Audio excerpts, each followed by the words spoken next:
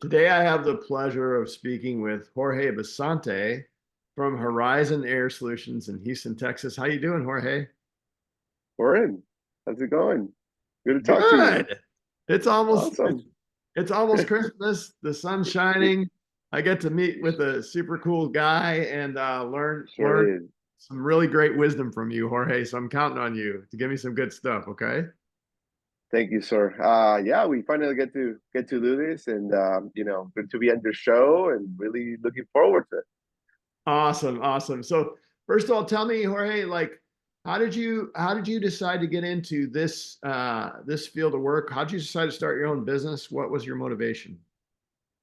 Well, Warren, despite you know, yeah, graduated on top of my class, being best student in everything, I due to my disability, just for your listeners out there, I have a visual impairment.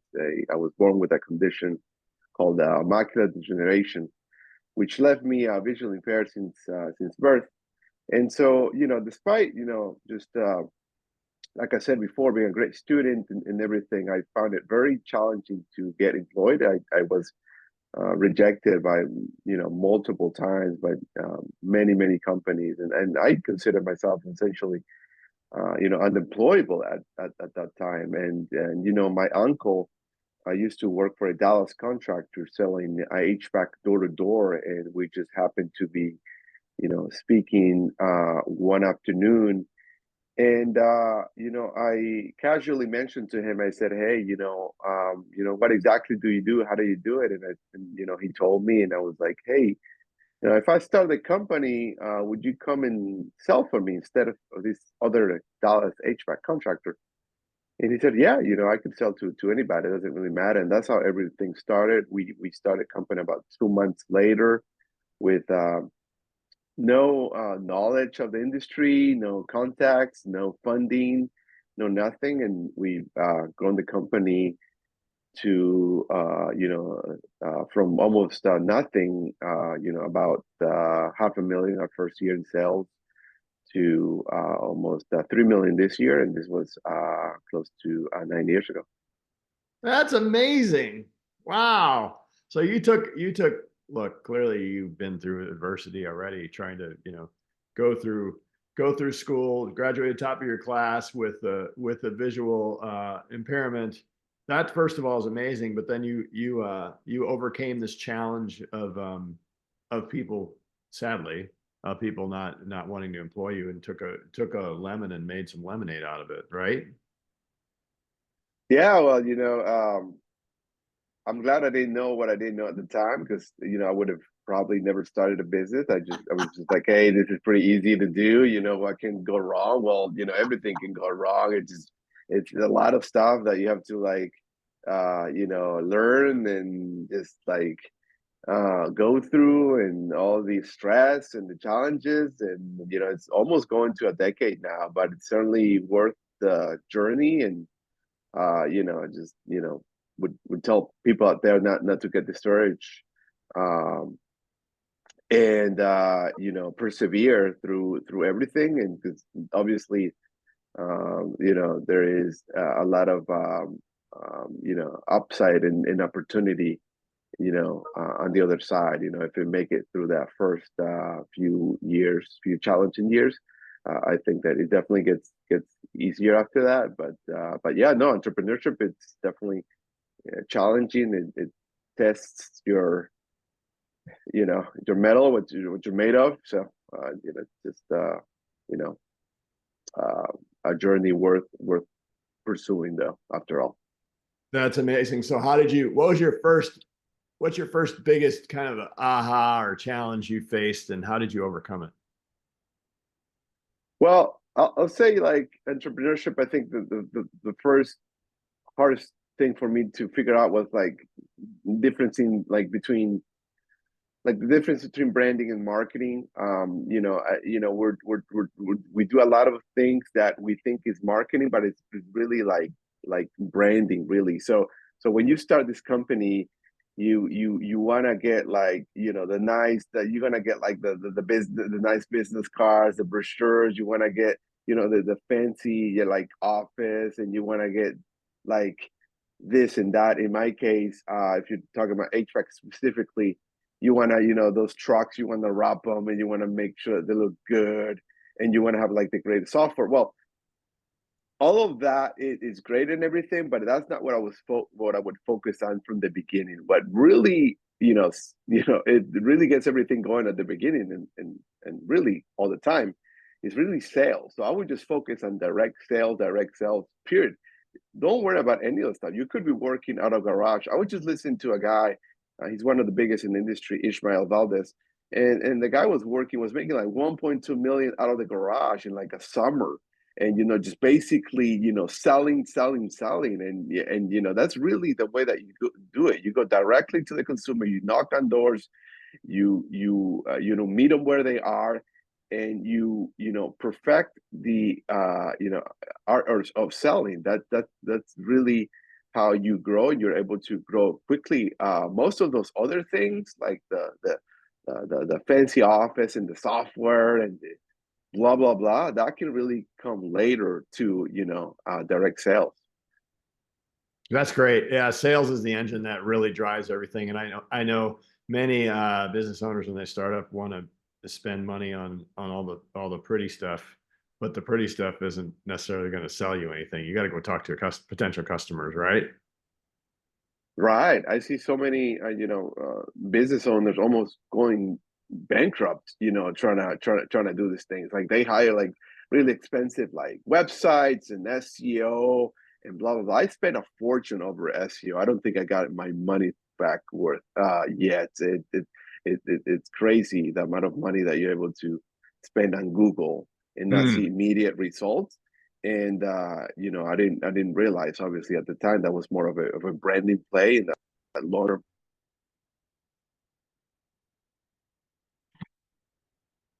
So, I'm sorry, I think we got cut off. yeah, okay. You were saying okay. Let me just ask the question again.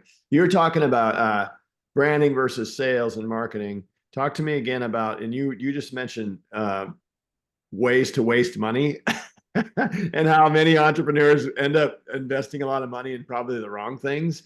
So tell me about, and you mentioned, digital marketing and SEO. Can you tell me, like, how do you discern what's good and what's bad? How do you as a business owner do that and know what to spend money on?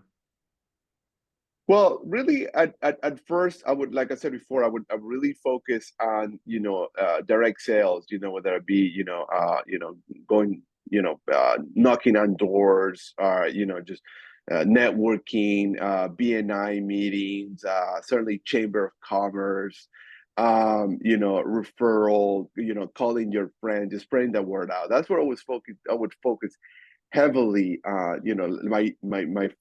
My first year, and just getting reviews and testimonials. I didn't know how important that was until like the fourth or fifth year, but that is key. Like we at first we would just say, hey, we'd talk to a customer, and then we would say, hey, can you give us a referral, or and they would give us referrals, and they would say how great we are and blah blah blah, and we would be happy on that. And now it's like, first of all, no, we want to actually get a review from you. We want to hear your testimonial. Like put it in, right, like put it on Google. That's what we care most now. And obviously those referrals are important.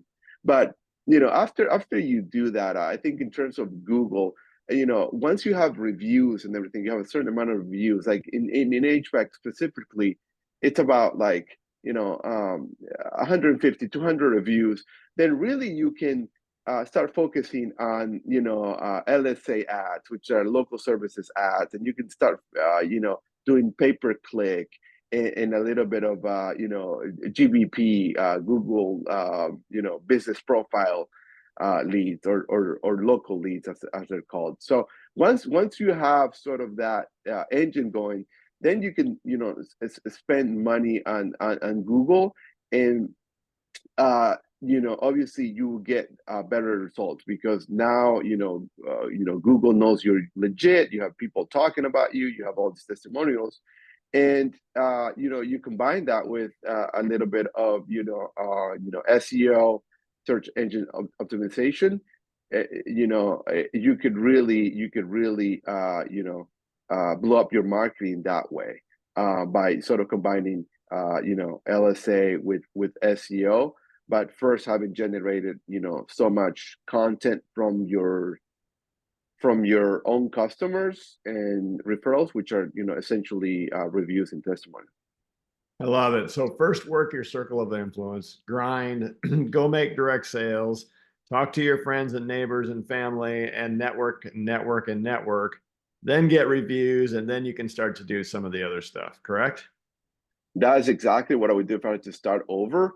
Whereas what I did, I first, put all this money into, SEO without seeing any sort of results, any sort of traction at first, for like 3 or 4 years, because, your website is pretty new anyways. So Google doesn't believe that you're a legit business because the website is pretty new. So it's like, it's pretty hard to start that way, where the way that we just talked about is the way that we'll go about it. I like it. Okay, so you're going through all this adversity, trying to figure out what you need to learn and how you need to prioritize your time, and hitting your head against all these challenges. How do you keep your mindset right? Well, I'm a huge believer in personal development. I try to read 2 or 3 books per week. I'm sort of crazy about that. I'm always watching YouTube videos and listening to podcasts and just kind of like nurturing my mind that way. Always listening to inspirational stories of people that definitely gone through even worse things that have been gone to. I know, people like, Helen Keller for sure are huge inspirational role models for me. But certainly in business, you have the greats, and I think that by learning from them, you can certainly keep your mind in the right place, and leverage everything that pretty much you're given in a positive way. I like it. Yeah. Wow, 2 to 3 books a week.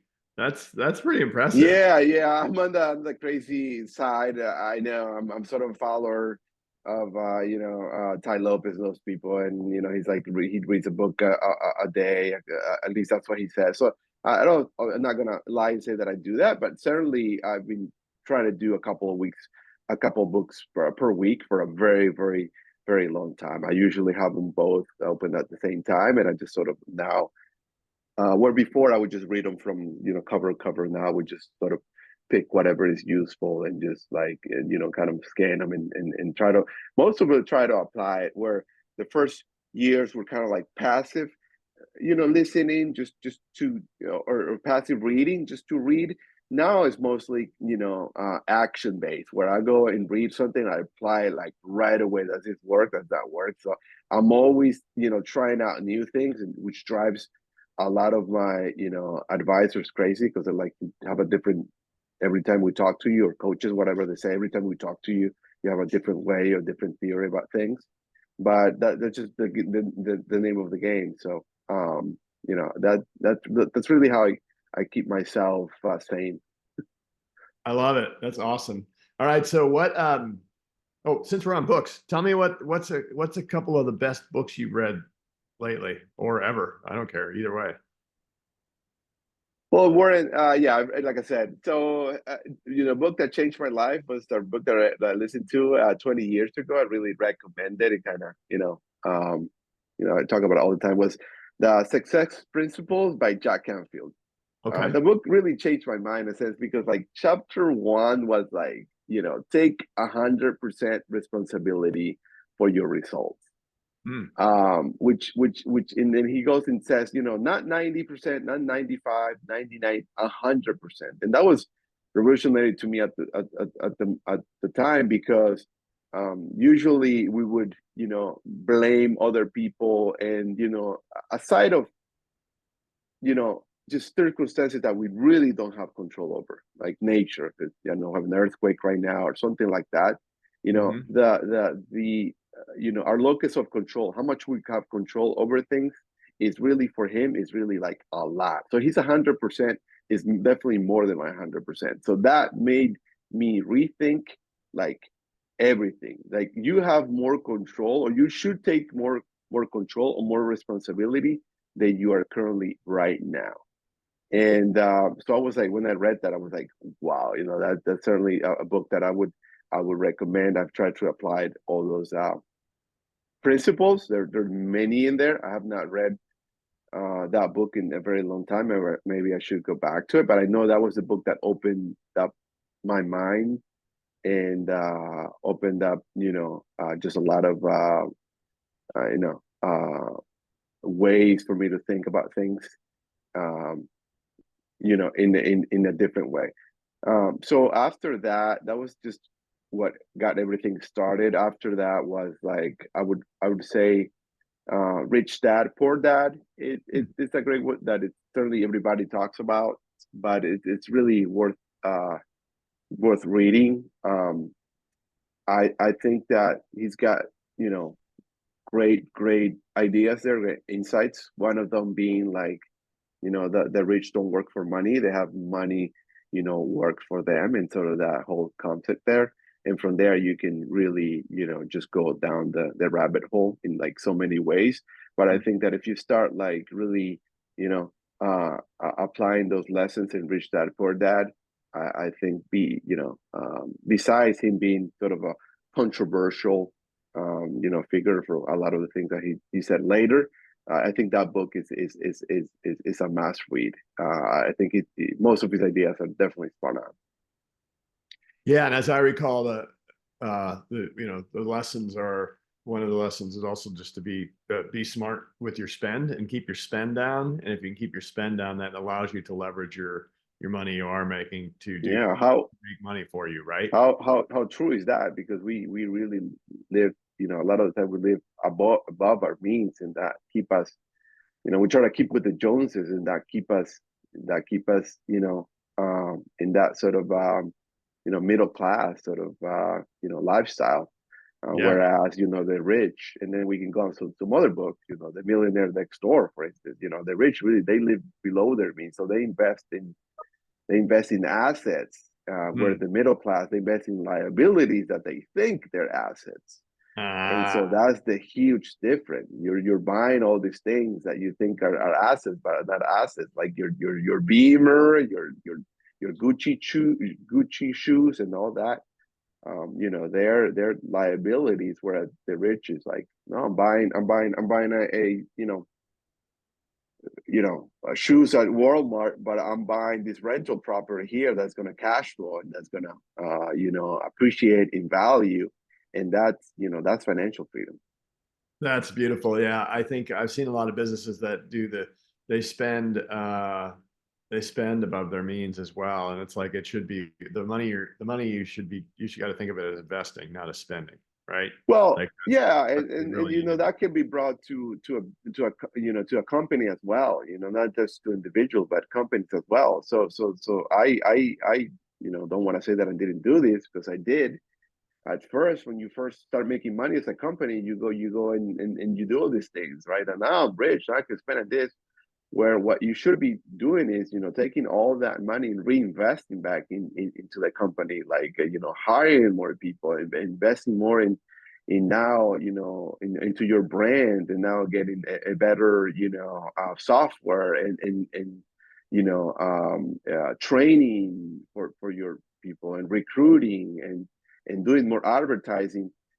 Instead we go and spend on some other crazy shit that it does not really lead to more revenue, more profits, and we're stuck at that. We're stuck under that 1 million level or 2 million, whatever it is, and we never are able to grow as a company. I also I want to go back to the other thing you said, which was extreme ownership, and thinking about we have at ActionCOACH, we call it the point of power, but below the point of power is blame, excuses, denial, which is the acronym, which BED, blame, excuses, denial. Above the point is ownership, accountability, responsibility, which is OR, right? And their power is I take control of my situation, and I take responsibility for my actions. It's me. It's not the circumstances around me. And that idea of that idea of taking control gives you so much more power and gets you the right mindset too, not being a victim, but actually, taking charge. Well, they're right, and Jocko Willink, I think it was the one that put out this great, amazing book, Extreme Ownership. But going back to what you said, yeah, it's really E plus R equals O. I mean, event plus response equals outcome. We might not have all the, you know, good,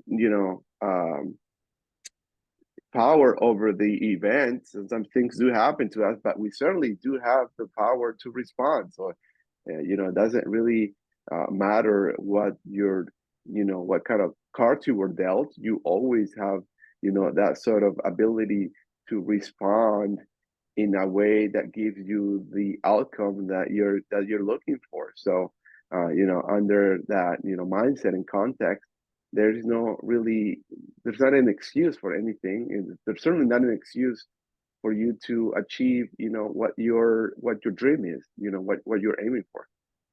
I love it. All right. So talk to me. We talked about, events that happen, things you can't control, weather, world events, economy going down, all those kinds of things. What do you see as the biggest kind of challenges coming up for your business or business in general? Well, in sort of in the HVAC, obviously you always have you have many challenges, many threats, or whatever you want to call it, if you try to do like a SWOT analysis, strength, weakness, opportunity, threats. So certainly the economy it's a factor. Interest rates have been high, so people not being able to afford your services or be able to finance your services or whatever. There's obviously a lot of competitors coming into the market and just flooding the market with cheap services and cheap labor and all that. But Warren, like, quite honestly, I'm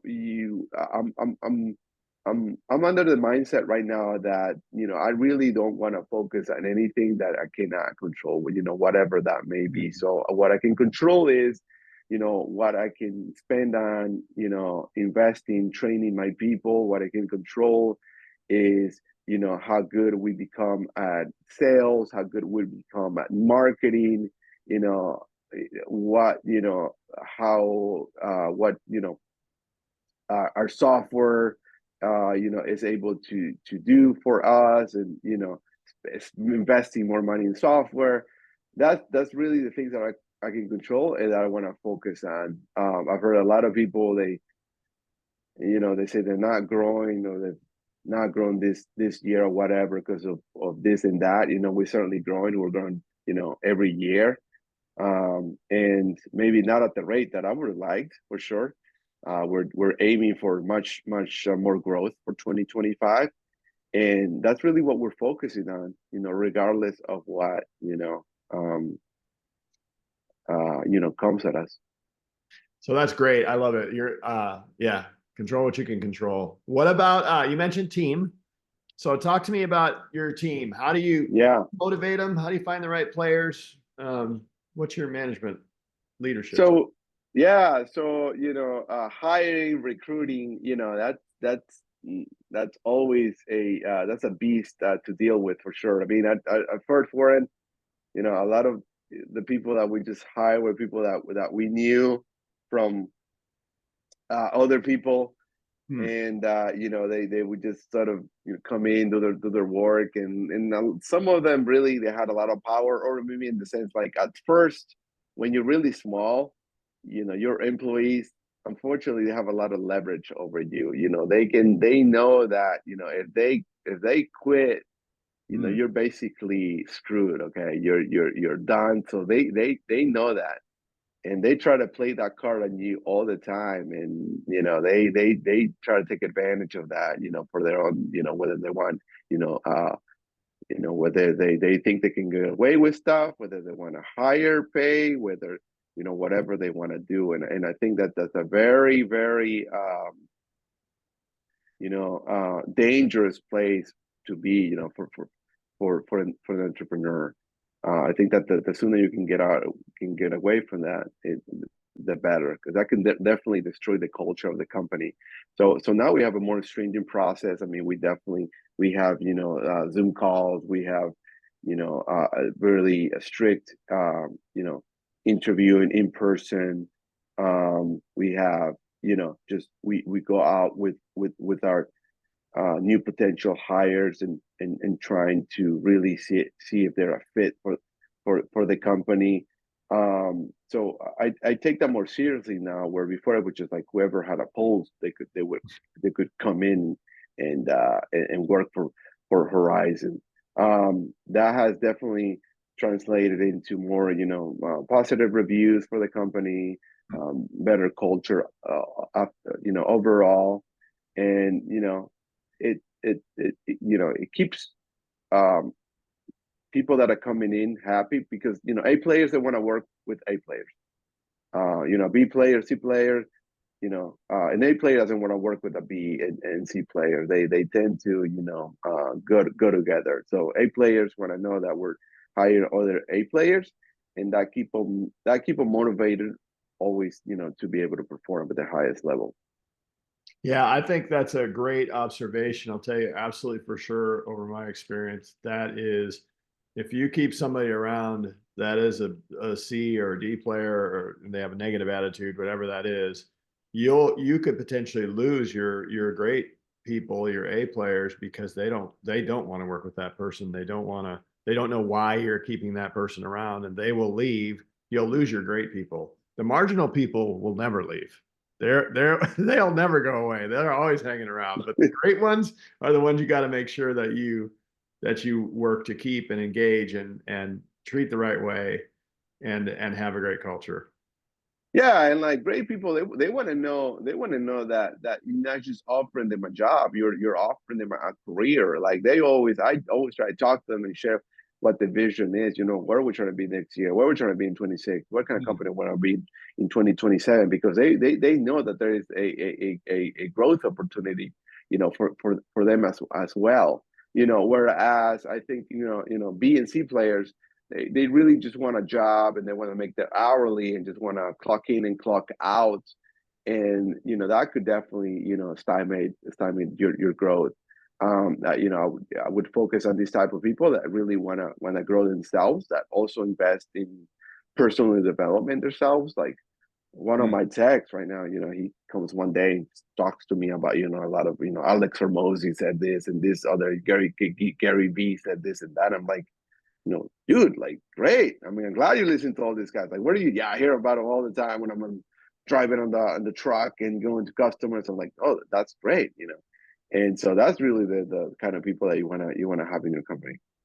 I love it. Yeah, yeah, and they're following your model. I mean, there's something to be said about leadership, and clearly, I can tell by your awesome amount of 5-star reviews, and that you're doing something right with the customers. Meaning, you have to have the right employees with the right culture, because otherwise, it doesn't translate down to the customer. So, congratulations on some great leadership. Thank you. Tell me. Maybe one more question here, and it's a question that I ask everybody. So if you had to give advice to somebody that's considering starting a business, what would you tell them? I would honestly tell them to really think about it, and really have a why of why you're starting that business. Um, Simon Sinek had a tech talk back in 2009. He said, start with why. And the reason that I say that is because most of the whys that person is going to have to start a business is not really going to sustain them. It's not really going to keep them long enough in the game for them to see the results that they want to see. I could give you a couple of examples, just being just not working for a crappy boss, or being able to have freedom, and not work on weekends or, just being able to make more money. It's just not really going to cut it. First of all, I would just be real with people, and I try to be all the time by saying at first, there is no freedom. There is no weekend. There is no, nights with the kids or taking them to their, baseball games and all that. There is none of that. Whoever's telling you that is lying to you. The first years are brutal. They're horrible. They're, vicious. You're tired. You have all these issues. There's so much stress. You have to deal with so much crap that if you don't really have a strong why, strong purpose, like why are you doing it? It makes it really hard for you to succeed. And I think that's one of the reasons why a lot of companies don't make it after 1 million after a certain amount of years, and they don't make it after they don't make it past 5 million in revenue after a certain amount of other years. And so that's what I would tell them, to really have a strong why of why they're doing this, and be prepared to have a monumental transformation in their life, because that's what it's going to take. It's going to take them. It's going to take them. It's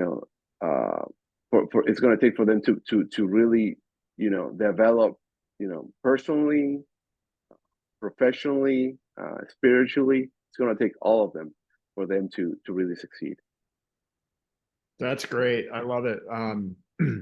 The reality of it's going to be really, really stinking hard the first few years. You've got to grow yourself and who you are, and you really got to have a fire in the belly for what the vision of your company looks like, or the reason you're doing this in the future. Correct? Exactly. I mean, in my case, it was Warren. I had no other choice. I really had no other choice. Like I said, I consider myself unemployable. I was, I had put a lot of faith in the education system, and having a big company to employ me. Well, I had faced more than 40, 50 rejections on the way. So in my case, it was almost out of necessity. But obviously that doesn't mean that I didn't go through that phase, which I did. So a lot of blood, sweat, and tears, trying to build my company. And what I would just wish everybody their best on this journey. But obviously, know that it's going to be a tough one for most of us. It's going to be a tough journey, but it's definitely worth it. Well, I thank you for that. I hope some of the folks that rejected you happen onto this interview and see how successful you've actually made yourself and the adversity you've overcome. I know who they are. I bet later, not now, later, they'll probably be asking for my money too. I know exactly who they are. Oh, the sweet smell of victory. That's so awesome. Congratulations. Wow. That's so exciting. Congrats on building a great company and overcoming adversity, and having a great culture, and just treating customers and employees the right way. It clearly shows in your success. And hey, folks, if you need if you need HVAC solutions, Horizon Air Solutions in Houston, Jorge Bassante is your guy, right? You can help people feel comfortable in their house and change their lives. Yeah, that's right, Warren. So yeah, we're able to install, repair, maintain HVAC systems. We do attic insulation. We do water heaters. We do duct work, IAQ, indoor air quality. So we're definitely here to serve Houston and the surrounding areas. That's fabulous. Thank you so much for the time, Jorge. I thoroughly enjoyed it, and just wish you nothing but the best. Thank you, Warren. I really appreciate it. Thank you. God bless. Right. Cheers.